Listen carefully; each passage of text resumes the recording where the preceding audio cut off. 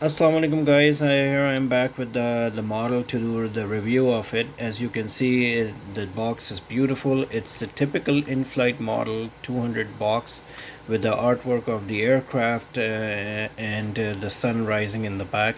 I actually like this. This is pretty good, and you can see the mention of the aircraft type, the company it's owned by, and the company's logo. In this case, it's a Pratt and Whitney. So on one side, this is the bottom of the box, and here is the top of the box, and with the price tag. So this model is sold for $193.95, almost $200 at threshold aviation. But if you do mention about this review, then they might give you some discount. And here's the back of it, just the information of in-flight models, like just a typical box. So I'm gonna remove this cover from it and pull the model out. I'll leave the cover right here because it's beautiful. So here the model is coming out now, and it has a beautiful laser cut foam padding, foam cover, however you want to say.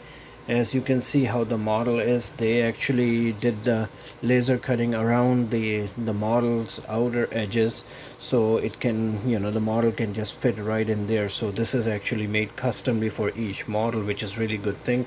And you can also see the stand right here.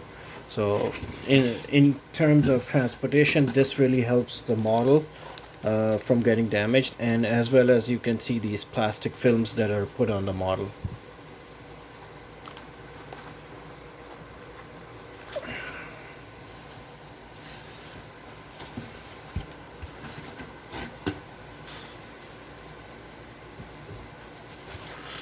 I'm just gonna put this back.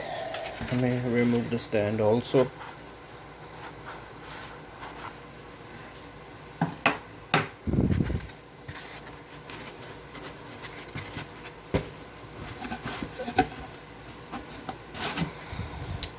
Alright, so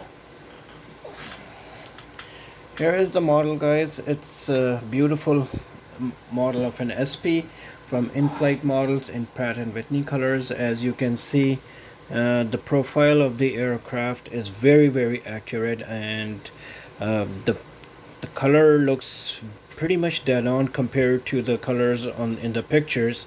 Now with a different lighting, you might see colors a little bit brighter, a little bit sharper, but the colors are actually really well done. And you can see the logo here of Pratt and Whitney themselves, and it's a very nice logo. The Pratt and Whitney is using these aircraft, there are two of them by the way, as a test bed for the new engine developments. So what they did is they actually modified the upper deck section of the aircraft with a hardened structure, and they actually, this is just a fairing, a cover, and what they do is they mount a wing, a stub wing, which actually comes out, protrudes out of the fuselage, and when it does that, and then they mount an engine, like a smaller engine on the side, to test it aerodynamically in the air at the higher altitudes, because when you develop an engine, it needs to be tested. And the best way of testing is to take them at the altitudes they're going to be flying and do all sorts of parameter testing on them. And the aircraft is full of all different sort of computers and in different stations, and there are different people's monitoring each and every bit of that engine, how that engine is performing while they do the tests. So this is a Charlie Golf Tango Foxtrot. This particular aircraft in the real life just had its maintenance done at Marana. It was there for a few months, and some people thought that that's the end of the life for this aircraft, but that's not the case, and the aircraft came back. And here's the bottom of the model. The model is very nicely very nicely built. You can see the landing gears are there, and these are just add-ons, and this is kind of what makes it different from the belly, from the bottom of the model compared to the other SPs. The model is replicated with the Pratt and Whitney JT9D-7A engines. As you can see, there are four of them on the stub. They mount different type of engines, which you will see in the pictures. So now here's the thing, like if you look at this model compared to any other SP at the moment, unless you really look at this fairing, you cannot tell anything different from this versus any other SPs. Like even on the left side, you can see how it is, and you can barely see the fairing on the right side. So what I think what Inflight should have done, like the way they did with the other models, is by adding a stub wing. Like if they would have built a stub wing and put some kind of engine on it, like one of the test engines they do, the way Pratt and Whitney does, that would actually make this model more meaningful, and people would buy it right off the bat, because it's a nice model, but it's lacking that main feature. Now, that's the feature that differentiate this model from the other SP models. Otherwise, if you place this model with the other SPs from different airlines, it'll look just the same with a different livery, and that's the only way you could distinguish that it's a Pratt and Whitney. Now, I am considering doing 3D print, parts, and making the different things from 3D printing, and I'm actually considering making addition for this model here, with a stub wing, and and then the engine. But my only thing is, like, would I be able to get this fairing off, and so people can mount that on their models? If Inflight would have done it, it would have been really, really nice. This model would really, really stand out. So overall profile is very accurate. The landing gears are very solidly built. You can see all the antennas and air conditioning packs under the belly, and as well as the anti-collision beacons.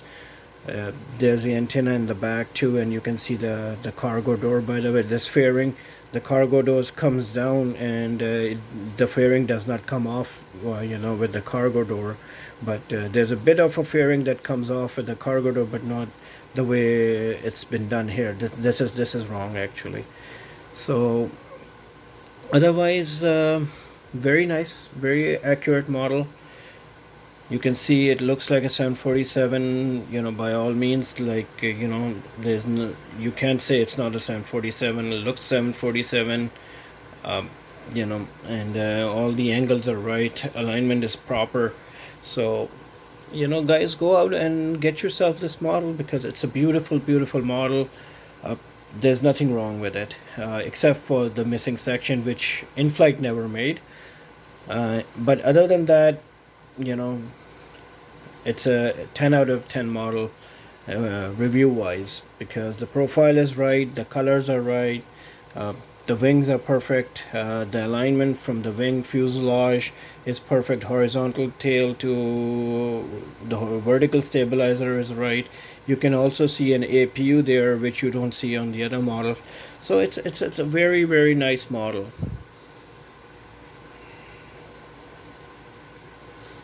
So I hope you guys like this review. Let me know in the comments below, and best of luck collecting these gems, because there are only a certain amount of them produced, and once they're gone, they're gone, and they become collector items, as some of the die-hard collectors know. But for the regular people, this is some new information if you don't know.